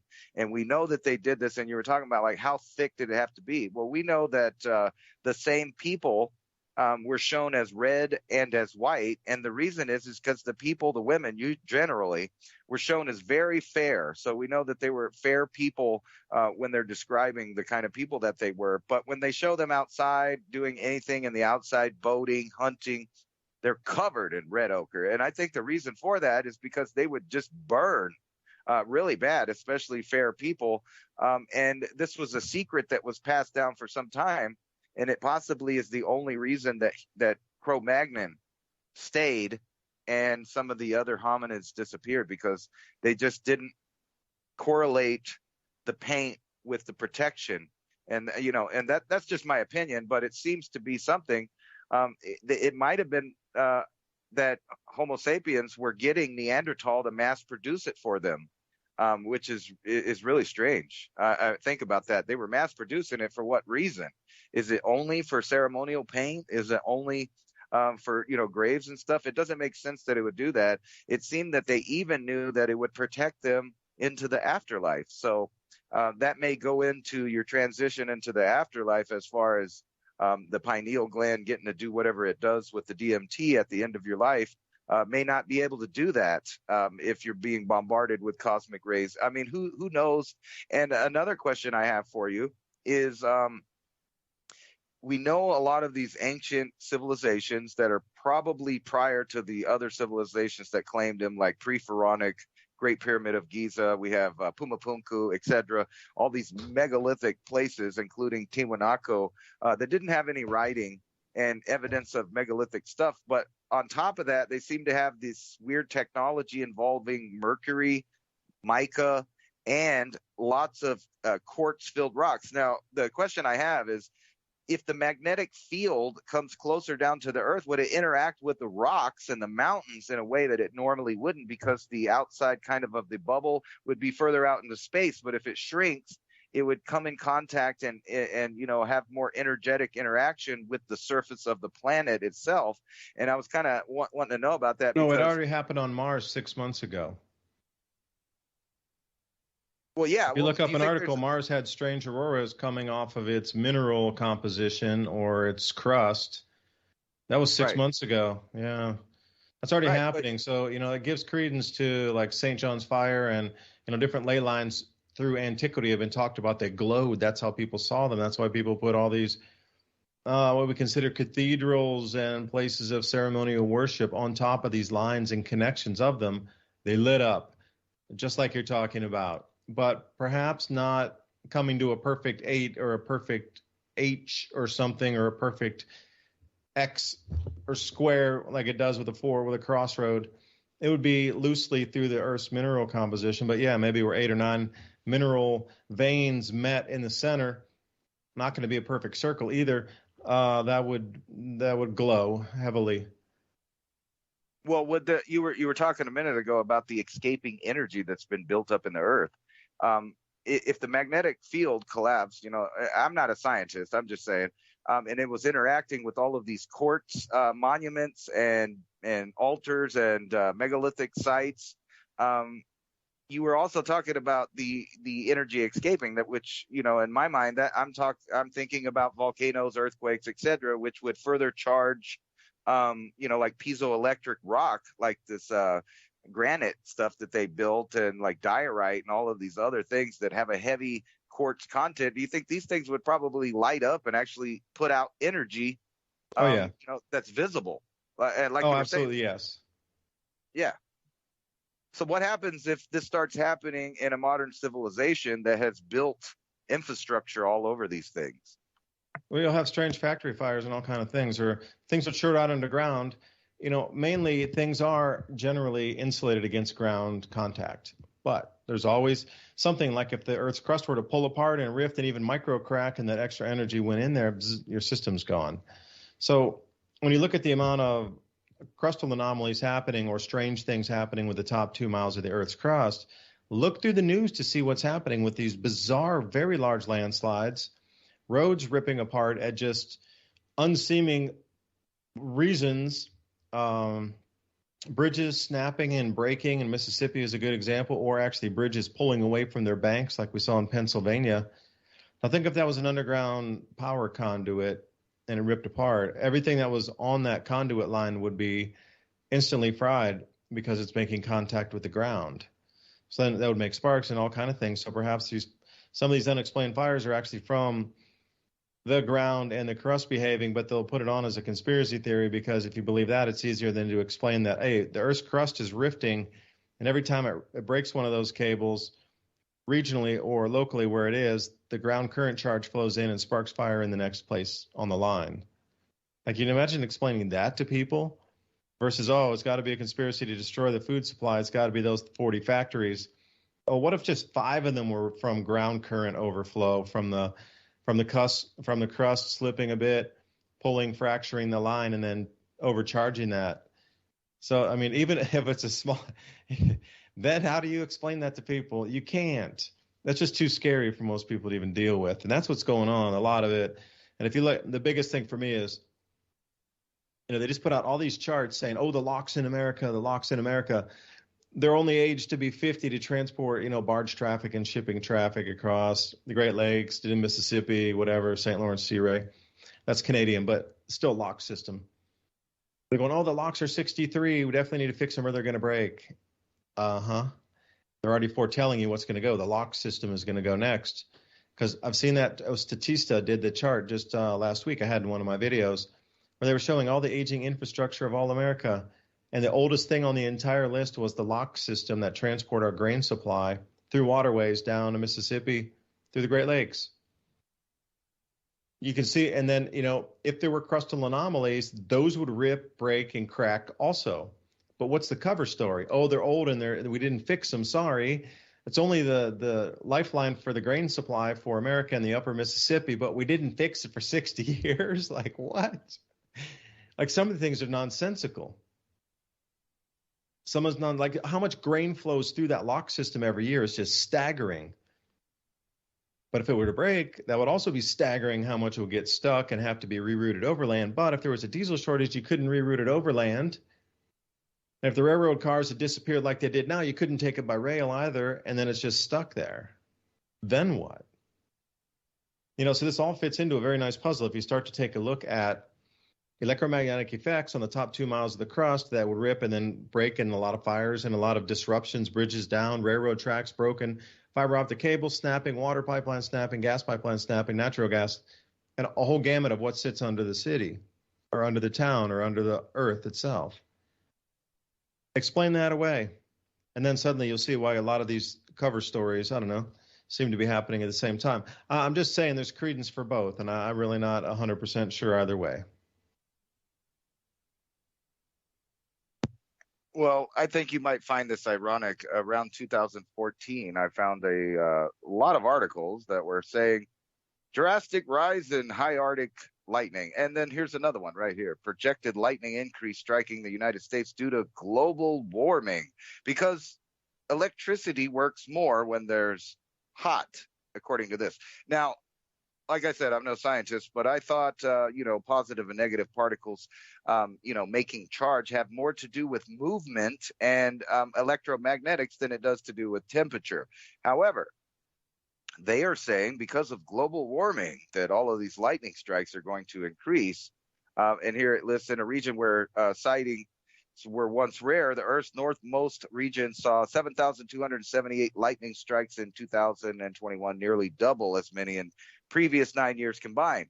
Now, am I to believe that this is because of increasing temperature, or like I kind of mentioned last time, or could I be like, seventh grade algebra and realize that the graph goes up and it goes down, and that if electromagnetism is changing and having some effects because of the electromagnetic field around the Earth, that I might see more, lightning or something like that, or if the sun is interacting differently with the planets electromagnetically, that we would see more lightning. Am I wrong to think that, or am I off? But not in every place, though. See, if you think of the Earth's magnetic field, it encompasses the entire planet. But there's only some areas on the planet that are outbound current flow. Like when you see the northern lights light up, that's the different particles that are coming in down from space on they call them Birkeland currents or the field aligned currents, the thing that connects us to the sun that it's invisible. You can't see it until it gets electrified enough where you can see it.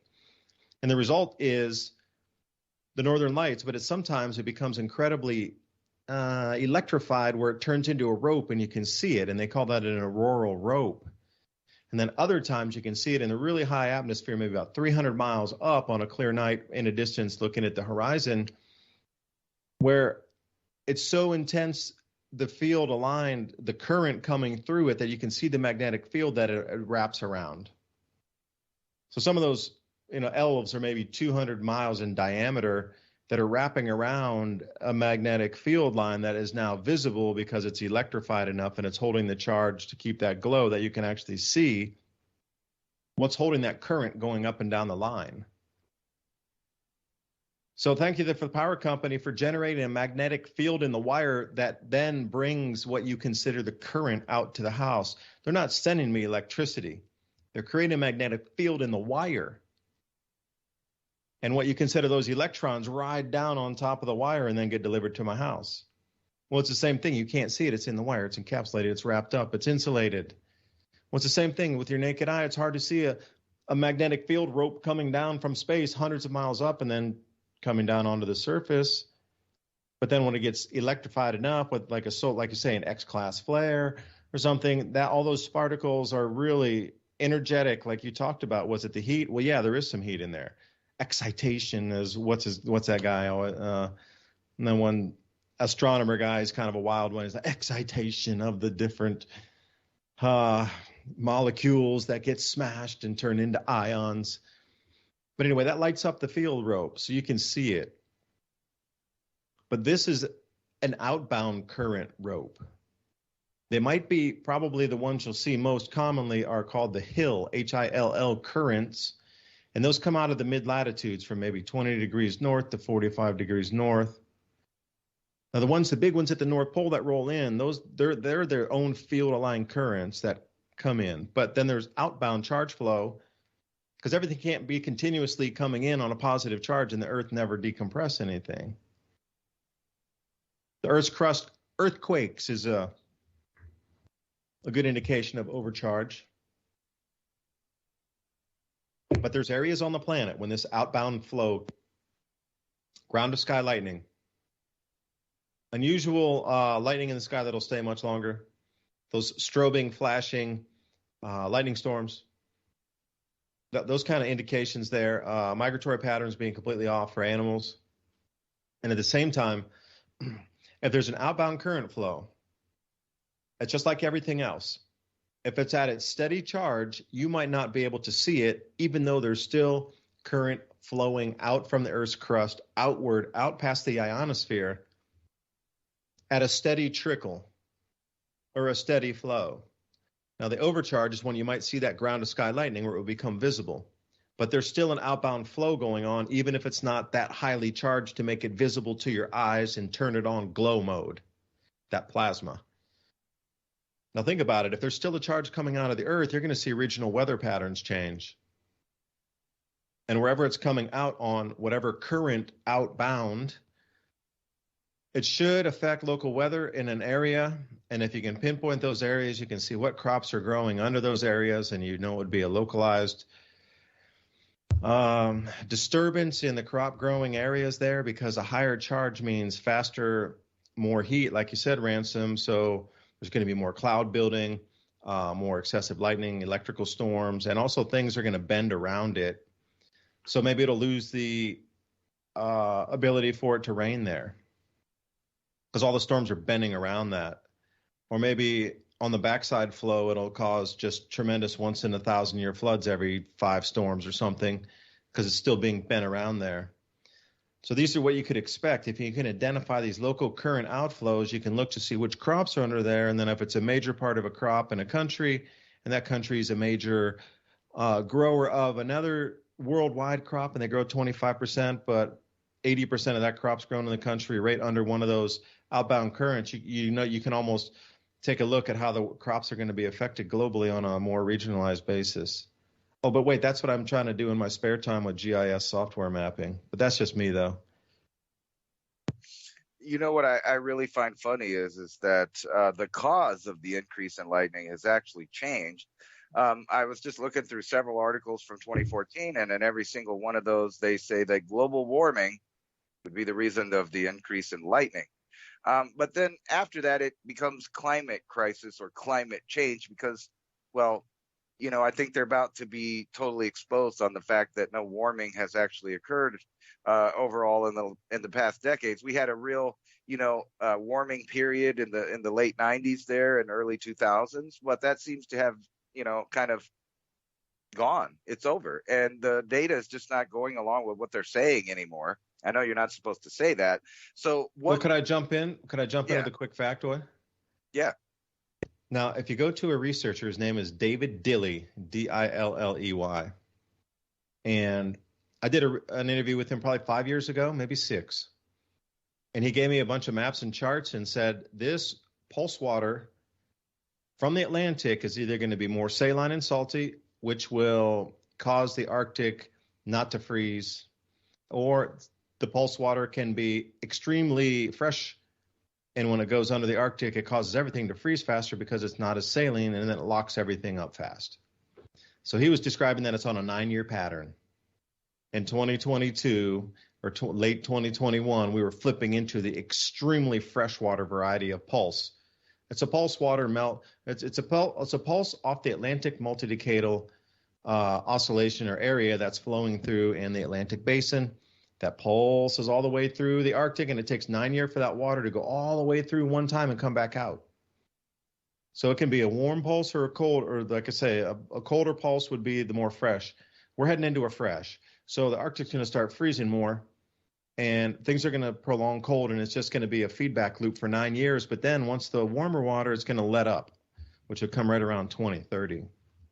So I'm sorry to cut you off, but I thought David Dilley, researcher, explains a lot about what you're just talking about. So sorry to cut you. Go, man. No, absolutely. let me make sure I got this the right guy that I'm showing everybody. He's got a Global beard. Weather Oscillation. Yes, but yeah, that's right. So, okay, so this is him. I'll put this link right here in the chat for you guys if you want to read that. So yeah, I mean, with people that are saying stuff like this, how come this kind of research doesn't kind of rise to the top? Is it when do they?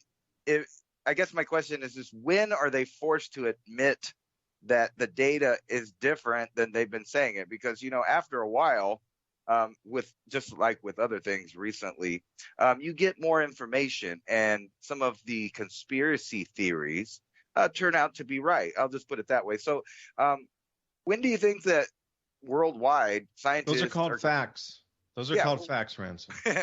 When are they going to have to face facts? I mean, like, when will it be so obvious that what they're saying is complete nonsense, even to the average Joe that doesn't even understand, meteorology or climates or, any of it, any of the cycles? They just don't know. But they'll be forced to know, hey, they've been telling me it's getting warmer and it's just not happening. I mean, when does that just come out, do you think?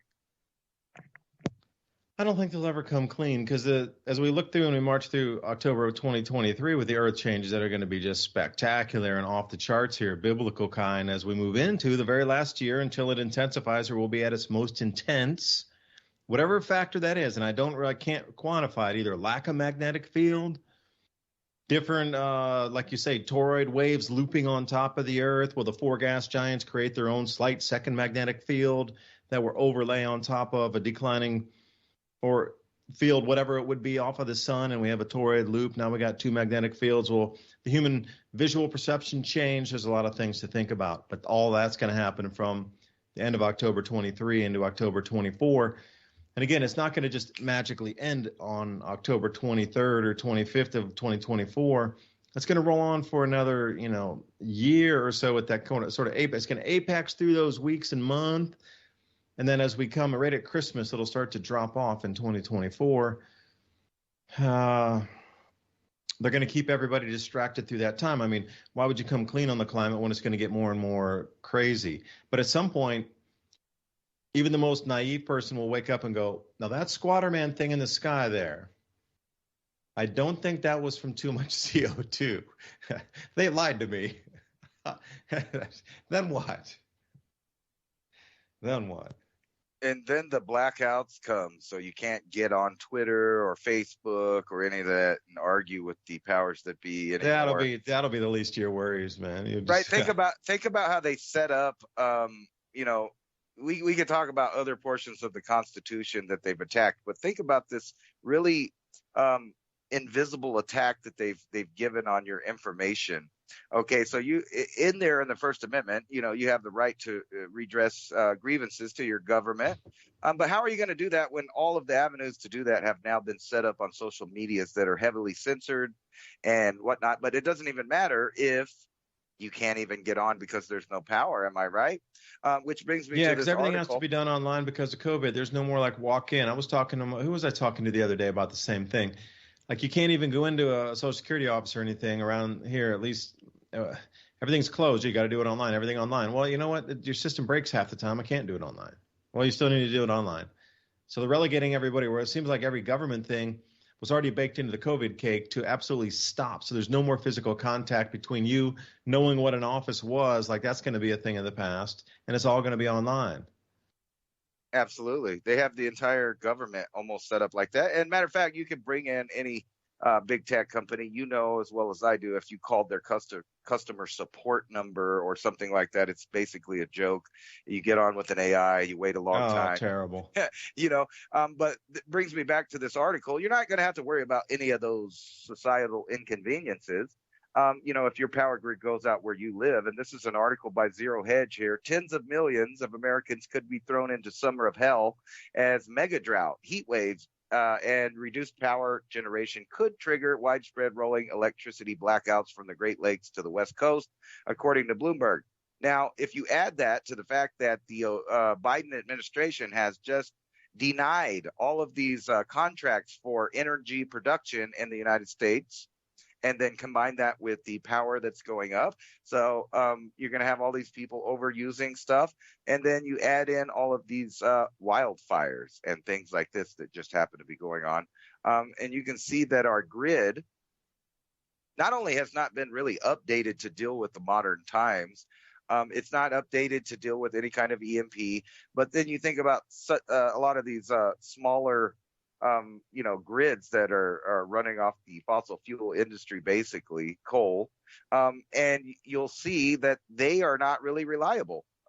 They can be shut down at any time. And indeed, they have been recently, if you remember the Texas debacle. And this is talking about, how green power generation, solar, wind, batteries, all of that stuff is just not going to do it. It's not, it's not up to the standards that we would need for power consumption. It's not stable. All of that stuff breaks. It doesn't last that long. And who's even going to be putting in the work to fix these things when the regular grid is out, the one that we fall back on, which is the main grid? So you can look forward to all these things, and it just happens to be when, we've gone through pandemic, distribution problems, and now we're seeing induced famine. And that's what I'm going to call it. Because if you're stopping foods from going to markets that exist, what you are doing is what Henry Kissinger famously said, use the food for a weapon. And that's what they're going to be doing right now. And they're also going to be shutting off the power through, natural disaster, or just because it's overloaded, because they have shut down energy production, basically, at the same time as it seems our economy is about to bust. See, there's so many things overlapping. Like, you can't tell me that they're shutting down all systems right now, knowing that this cycle is going to intensify at least through the first wave of it in October of 2024.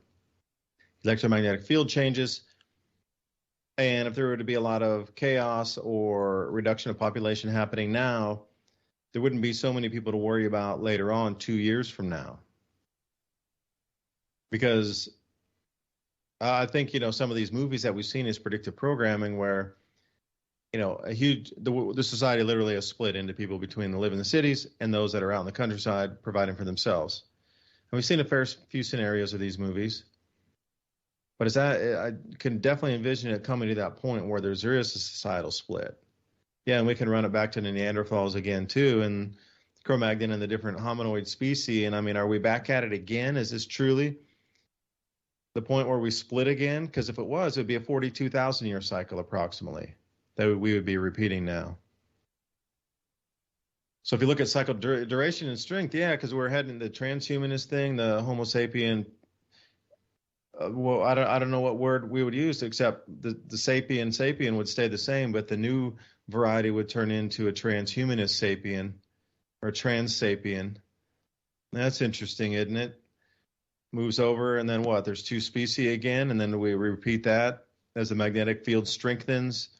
Maybe that transhumanist species has a different, advantage because the magnetic field's locked back in stronger after a reversal or excursion, and then resolidifying of the north-south into a very strong position that allow the jet streams to lock back in position and cloud cells to lock back in, so we get stable growing patterns. When you look at it in this sense, where do we sit in the grand scheme of things? Somebody knows this cycle is here and is jumping on it. It's almost as this transhumanist movement has overlaid as maybe the base of this next what we consider split in human evolution here. The known cycle onset. Maybe they knew it 120, 220, 320, 3,000 years ago. It was definitely prophesied at least 2,000. So at the bare minimum, we have, at that time, 2,000 years ago, people who understood the onset of these cycles and could describe what would happen and how the society would be upset based on electrical changes and the disruption of centralized systems. They could peg it to within a few years here, a decade or so. So we sit on this precipice. Just in a generalized sense, it's the year 2000 plus or minus. Mayans are coming in, doing their thing. It's the end of an age. It's the beginning of another. And now we truly sit at the precipice. This is it. It really hits like right this beginning of like the pre-change that you were expecting until something would change drastically is about 3 months to 6 months away. And 6 months is probably too generous because the changes we're seeing with food pricing and people waking up and shortages and everything hitting the mainstream. I thought this kind of news we're seeing today wouldn't occur until like July. So it's a couple months advanced on even what I was thinking that would be. So 2 to 4 months and you're going to be, bam, straight in the smack in the middle of it going, damn it, this is the change. You're in the change. Be the change you want to be. Yeah. You kind of summed it up there. It's like where we're at right now is either take the chip in your head or may the odds be forever in your favor. Think about it. If you're not participating in the new system that they're building, this massive tracking and tracing thing, you're pretty much going to be left on your own. So the odds, forever be in your favor. However, this is the splitting of the two species. And think about this. You and lots of other people I've talked to have talked about this period in time where they believe that some people may have had the ability to be psychic because the difference in the sun and the magnetic field on Earth, and that there's a possibility that they may have psychic properties to things. Now, what if you knew that we were going into a similar phase where all of your lies, all of your propaganda, all of your mistruths that you've given to the public over thousands of years are now see right through it. You're going to see it right through it. It might be just reasonable that you need to put a chip in their head to block out whatever signal or change is going to happen in the brain so that you can control the message from then on out. And that's called 5G. It's not in your head. It's 5G. It's for now. Well, yeah, but we're all converting to the chip. I mean, they have shown that is where we're going. From Klaus Schwab to your other side, you got Elon Musk, but they're all pushing for the same thing. You need to connect to the new network, or you're going to be on your own, and basically you will be the Cro-Magnon man running around, and there'll be these massive cities, and they show that in exactly those movies where the technocrats live in the elite. They have nice stuff, and they get resources from the earth because the population has been reduced through starvation, famine, disease, and war. Those famous Christian horses. Yeah, but it's like that anyway. I mean, what do you think people's working for their labor for whatever? It's just like that to feed the elite today. What do you think central banking's about? What do you think taxation's about? It's a milking of your time and your labor and your resource for something else. You can look at us like serfdom. They just rename it different things to make you not know that you're a serf or in the prison. There's generalities and coin terms to talk about all these things. But if it were to reset, how long would they leave you alone after? Okay, so the cities break off and they're their own thing. Transhumanist, track trace, smart dust, the whole 9 yards, facial reg, everything okay to do anything like any dystopian future movie in 2100 or whatever. That's where it'll be at. What about that 100 years when people like me say, no, I'll stay out on the farm. Thanks, no thanks. They never show you that segment of the society in 2100 except being milked again by the rich and the elite for labor and resources and time and energy. Unless we shift to a different planet where literally that consciousness, if you can disconnect that identity from the physical. Yeah. I was going to say, just mash up 3 headlines of today to see what kind of future you think is going to happen. Bloomberg News, the age of scarcity begins with 1.6 trillion hit to the world economy. And then move over here. The game is over. Google's DeepMind says it's close to achieving human-level artificial intelligence, which you can be hooked through the chip. Now, if you don't want the chip, you can use your biometrics. And here's an article from the Daily Dot. Deep fakes can fool biometric checks used by banks, research finds. So we want to keep you safe. We want to keep you safe from the thieves and the fraudsters. Oh, wait, it's the Federal Reserve stealing 2% of your money constantly. Right. So if you don't want to play the game, I'm worried about street criminals. I'm worried about the institutional criminals. Right. Well, think about this. You could have an algorithm that connects to all of these banks and uses a deep fake to fake the biometrics. And guess what? You didn't want to play part with your chip. Now your funds are totally at zero and you have nothing. Your ID. Yeah. We got nothing left on you. You're a zero persona. We lost everything. What do you mean? There's nothing. There's no.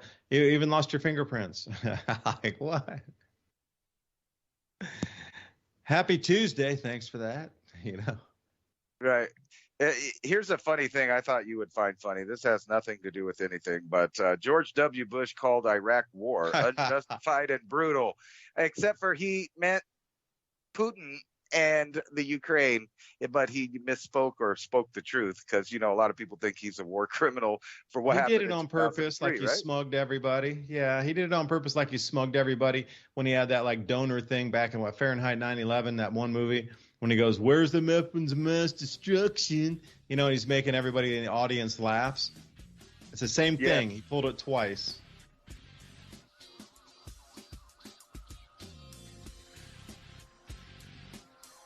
The age of scarcity. Welcome to it. Now, you don't have to think like that. Now, it would be in the technocratic city system, but the age of abundance begins now for those who've chosen to stay out into the countryside living or away from that. You see, here in America, I don't know where it's going to go. I mean, other parts of the world are going to be very different than what happens here, but you're right. They're going to follow lockstep like the School of Fish has for the last 2 years. Dubyne and Ransom Godwin signing off. Thanks for listening. Revolution Radio, Studio A. MIAC Thank you for listening to Revolution.